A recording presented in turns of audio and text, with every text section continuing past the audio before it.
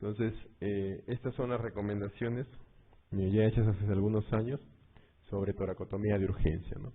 Entonces, ¿en qué momento hacer una toracotomía de urgencia? Hay 3 R's que hay que hacer. Uno, para resucitar un paciente agónico con una injuria cardiotorácica penetrante. El caso del paciente, ¿no? Un paciente agónico, probablemente con un trauma torácico penetrante.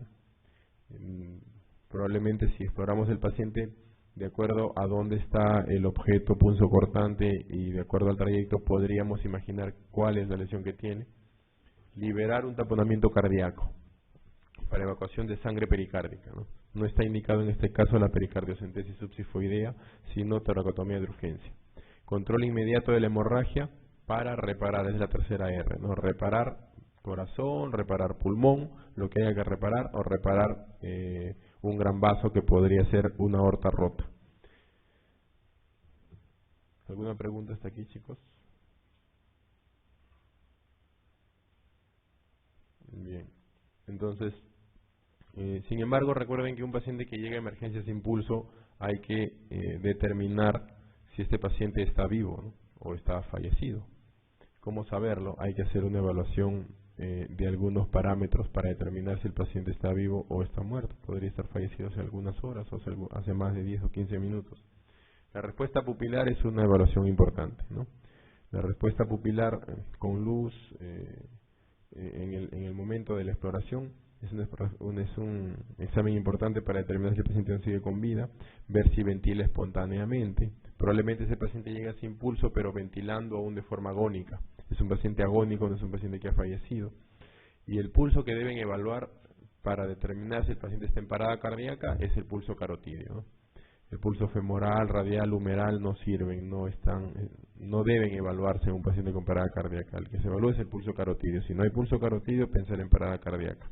Comprobar si hay presión arterial, si hay movimiento de extremidades.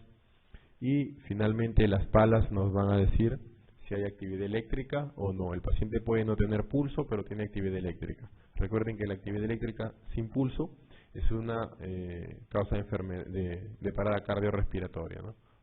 De parada cardíaca. Otras causas de parada cardíaca son fibrilación ventricular, taquicardia ventricular y la otra es asistolia, ¿no? Que es la más ominosa.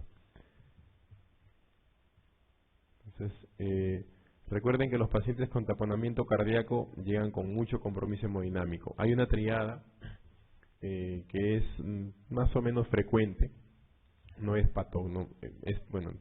podría ser o podría decirse que es patognomónica el taponamiento cardíaco, aunque no se presenta en el 100% de los pacientes con taponamiento, y es la triada de Beck, ¿no? La triada de Beck puede aparecer en alrededor del 30-40% de pacientes con taponamiento cardíaco, es decir, la ausencia de la triada de Beck no me descarta la presencia de un taponamiento cardíaco, pero su presencia sí es bastante sugerente de taponamiento cardíaco, ¿no? Y recuerden lo que sucede en un paciente con taponamiento cardíaco. Pasa esto, ¿no? La sangre entra rápidamente al espacio pericárdico y comprime los ventrículos, evita que los ventrículos o que el ventrículo pueda expandirse. Y principalmente, recuerden que el ventrículo derecho es un ventrículo que está hecho para manejar volúmenes. La pared no es tan gruesa como la pared del ventrículo izquierdo, que es un ventrículo que maneja principalmente presiones. Entonces, la aurícula derecha y el ventrículo derecho tienden a colapsar con el llenado tan súbito del espacio pericárdico. Y eso reduce enormemente el llenado ventricular derecho, reduce el gasto cardíaco derecho y, por consecuencia, reduce el gasto cardíaco del lado izquierdo, ¿no? Más allá de que el ventrículo izquierdo también se contrae con mucha dificultad debido a la presencia de sangre a este nivel.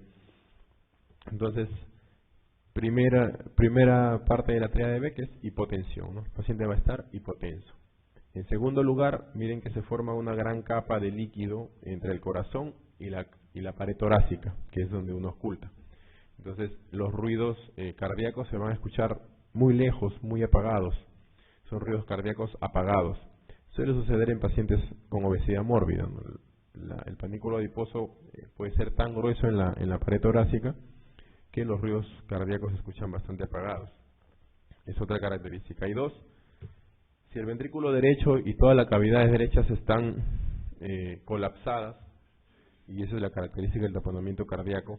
Entonces, la vena cavas no van a tener dónde drenar la sangre que transportan. Entonces, toda la sangre va a remansar, va a regurgitar en la vena cava, sobre todo en la vena cava superior, que es la que podemos ver, las ramas de la vena cava superior, la yugular principalmente. Recuerden que el llenado ventricular se produce principalmente durante la inspiración, debido a la presión negativa que se genera cuando inspiramos. La presión negativa que se genera cuando inspiramos hace que la sangre de la parte superior del cuerpo ingrese rápidamente a las cavidades derechas. Entonces, en este caso pasa lo mismo, sin embargo es un mecanismo frustro. La sangre intenta entrar a la cavidad derecha durante la inspiración y no puede, todo se regurgita. Entonces, la aparición de distensión yugular durante la inspiración se llama signo de Kussmaul, que es la tercera característica de la triada de Beck. Entonces, miren este gráfico, tenemos un paciente con taponamiento cardíaco, con hipotensión arterial, ruidos cardíacos apagados y distensión yugular, ¿no? Distensión yugular durante la inspiración. Esa es la triada de Beck. Entonces, el mecanismo más o menos es el que les he explicado, traten de aprendérselo con el mecanismo, probablemente no se les olvide así. Entonces, la clave sería la C, ¿no? Paciente con hipotensión, paciente con distensión yugular, idealmente debería ser durante la inspiración, y ruidos cardíacos apagados, ¿no? La distensión yugular durante la inspiración se llama signo de Kussmaul. Es distinto de la respiración de Kussmaul. La respiración de Kussmaul es otra cosa, tiene un patrón propio, y el signo de Kussmaul es esto. ¿Alguna pregunta hasta ahí? Todo bien. Entonces, la pregunta 11 investiga sobre qué tipos de fracturas costales presentan más riesgo de lesión de grandes vasos. Entonces, miren, las costillas, de acuerdo al nivel de que se rompan, implican un daño de órganos de la cavidad torácica, ¿no? Entonces, esto lo hemos visto en la primera pregunta. Recuerden que en las primeras costillas, la primera y la segunda y hasta la tercera incluso, se relacionan principalmente con lesiones de grandes vasos, pueden ser lesión de subclavia, y si es del lado izquierdo, principalmente con lesiones de callado de la aorta, con lesiones de aorta descendente, eventualmente, puede ser sección de grandes vasos. Si pasamos de la octava costilla, ya estamos casi en cavidad abdominal, eso se correlaciona principalmente con lesiones de cavidad abdominal, ¿no? Lesión hepática, lesión esplénica. Entonces la respuesta es la clave A. Miren este cuadro. Este cuadro más o menos correlaciona el tipo de lesión con la presunción diagnóstica. Si tenemos un paciente con fractura costal, dependiendo del nivel, vamos a sospechar de un neumotórax o contusión pulmonar. En general, casi a cualquier nivel que se lesione en las primeras 7 costillas, implican riesgo de neumotórax y riesgo de contusión pulmonar. La fractura de las primeras 3 costillas o fractura esternoclavicular, dislocación esternoclavicular, implican riesgo de lesión de gran vaso. Fracturas de la novena o 12ª costilla, lesiones de órganos abdominales. Y hay una definición que siempre viene en los exámenes, que es definición de bolet costal o tórax inestable, ¿no? El tórax inestable o bolet costal se define como 2 o más fracturas costales en 2 o más lugares, ¿no? De tal manera que hay una parte del tórax que queda en el aire. La fractura de la escápula se relaciona con trastornos o lesiones de grandes vasos principalmente, o de plexo braquial. Si hay fractura external, eso me hace pensar en contusión cardíaca, ¿no? Podría haber incluso rotura pericárdica, ¿no? El ensanchamiento mediastinal, ya lo vimos, es el signo más fiable de rotura de gran vaso en tórax, principalmente rotura de aorta. Aire en el mediastino nos puede sugerir varias cosas, principalmente rotura de víscera hueca, rotura de esófago, puede ser lesión de árbol traqueobronquial, neumoperitoneo, y si hay aire loculado, digamos un nivel hidroaéreo a nivel de tórax en un paciente con trauma, pensar en rotura diafragmática y que algún asa intestinal se está metiendo arriba, ¿no? Si hay un tubo nasogástrico y aparece en el tórax, 2 cosas: o el esófago está roto o el estómago está en el tórax producto de una rotura diafragmática. Entonces, la rotura del diafragma, hay que pensar en lesiones de vísceras huecas. Recuerden que cuando hay trauma abdominal cerrado, la presión intraabdominal llega a ser tan intensa que se rompe el diafragma y la víscera hueca se hernia a través de él, y la víscera hueca puede sufrir lesión por estrangulamiento. El aire subdiafragmático. El aire libre subdiafragmático ocasiona la pérdida del timpanismo, o la pérdida de la matidez a nivel hepático, ¿no? Ese es el signo de Joubert. Entonces, eso implica pensar en rotura de víscera hueca, ¿ya? Esto también ha venido alguna vez en algún examen. ¿A qué se llama control de daño en un paciente politraumatizado grave, ¿no? La cirugía de control de daño se realiza prácticamente en todos los pacientes politraumatizados. Es la primera intervención quirúrgica dirigida a resolver la lesión aguda, dirigida a resolver de forma informal cualquier lesión que pueda estar o que pueda poner en peligro la vida del paciente. No hay una resolución definitiva de las lesiones, solamente se hace control de daños, nada más. Por ejemplo, si el hígado está sangrando, se empaqueta el hígado y listo, y se cierra. Nada más, no se hace más hasta que el paciente esté hemodinámicamente estable. Si el paciente tiene una lesión vascular, se entra, se clampa, se cierra informalmente el tórax o la cavidad abdominal y luego se prepara al paciente para una cirugía definitiva, ¿no? Entonces, esto es la cirugía de control de daños, la etapa 1. Entonces, en control de daños tenemos la etapa 1, que es control de la hemorragia, control de la contaminación, si hay rotura de víscera hueca, packing y cierre temporal. Esta primera etapa es el control de daños. Luego el paciente pasa a estabilizarse hemodinámicamente, a estudiar e investigar lesiones olvidadas al inicio, soporte ventilatorio, soporte hemodinámico, soporte o corrección de coagulopatías, etcétera, y finalmente al tratamiento definitivo de las lesiones. Entonces el control de daños busca esto, nada más. Según esto, la clave es la D, ¿no? El control de daños nunca es un procedimiento definitivo. Entonces todas las alternativas que tengan o que mencionen reparación definitiva no son control de daños, ¿no? Ni la A ni la B, que dice reparación definitiva. La C dice es un procedimiento exclusivamente utilizado por traumatólogos como salvataje de miembros amputados. No. En general es un paciente utilizado para pacientes politraumatizados graves, ¿no? Procedimiento quirúrgico inmediato para control de sangrado, cierre informal, sin reparación definitiva de lesiones. Eso es control de daños. ¿Alguna pregunta hasta ahí? Ahora, ¿dónde suelen presentarse los desgarros de grandes vasos en traumatismos cerrados con desaceleración brusca?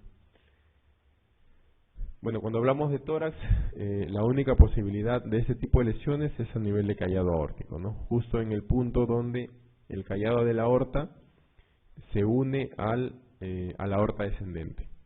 Debido a lo que explicamos hace un rato, miren, la aorta descendente está muy fija a la columna vertebral por una capa adventicia. Sin embargo, el callado y el corazón están libres en el mediastino, ¿no? Entonces, imaginemos que esta parte del cuerpo va todo hacia adelante y de pronto se detiene bruscamente. Entonces la detención brusca de la caja torácica implica que por inercia lo que está libre en el tórax siga moviéndose hacia adelante y se desgarra desde este punto, ¿no? Desde el punto que está fijo. Entonces justo en la aorta descendente proximal es donde se produce el desgarro. Como les decía hace un rato, el desgarro puede ser completo o el desgarro puede ser de esta forma, ¿no? Se desgarra solamente de dentro a fuera, desde la íntima hasta la capa media, y queda indemne la adventicia. Cuando sucede esto, el paciente sangra, igual puede tener compromiso hemodinámico, sin embargo da tiempo a poder hacer una intervención quirúrgica y pueden ser minutos en que el paciente puede salvarse, ¿no? Por este tipo de lesión parcial. Pero si es sección completa, el sangrado es profuso, abundante. El paciente se exsanguina rápidamente, en cuestión de minutos, 1 o 2 minutos. Recuerden que la cavidad pleural puede contener hasta 3 o 4 litros de sangre por cada cavidad pleural.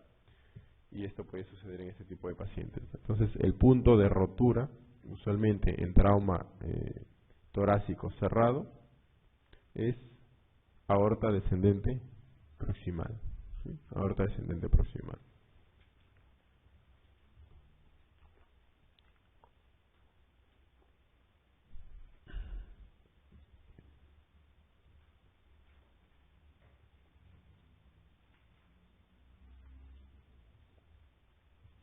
Esto es otro gráfico que explica casi lo mismo. Es un desgarro por cizallamiento de la aorta a este nivel. Es el punto más frecuente, ¿sí? Pero podría romperse incluso antes. Podría romperse antes de la salida de la subclavia izquierda, podría romperse después de la salida del tronco brachiocefálico. Dependiendo del punto de rotura, como les mencioné hace un rato, la clínica es distinta, ¿no? Si se rompe a este nivel, el paciente va a llegar sin pulsos en miembros inferiores, con pulso en miembros superiores. Si se rompe antes de la salida, recuerden, la última rama del callado es la subclavia izquierda. La precedente es la carótida común izquierda. O sea, las últimas ramas son los vasos izquierdos, ¿ya? Y la primera rama que sale del callado es el tronco brachiocefálico. Y ya del tronco brachiocefálico se desprende la subclavia y la carótida derecha. Entonces, ¿qué pasa si se rompe un poco antes? Puedo tener un paciente con ausencia de pulso en el lado izquierdo, un miembro superior izquierdo, y pulso en el miembro superior derecho.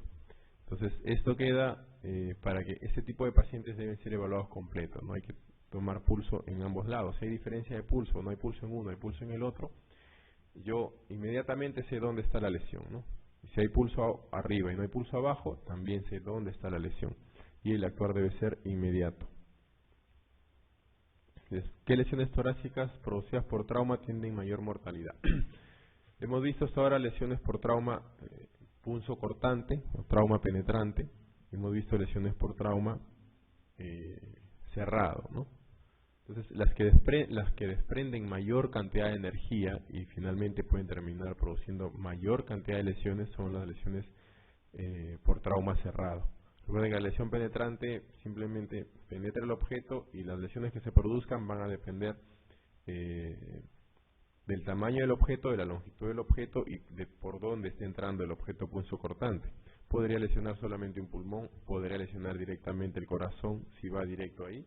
Sin embargo, las lesiones por trauma torácico cerrado implican gran desprendimiento de energía. El paciente sale usualmente colisiona toda la caja torácica sobre algún objeto, sea el suelo, sea un vehículo, etcétera, y implica desgarro de órganos, desgarros vasculares, puede haber trauma cardíaco, pueden haber fracturas que terminan, si son fracturas costales, produciendo contusiones pulmonares, neumotórax.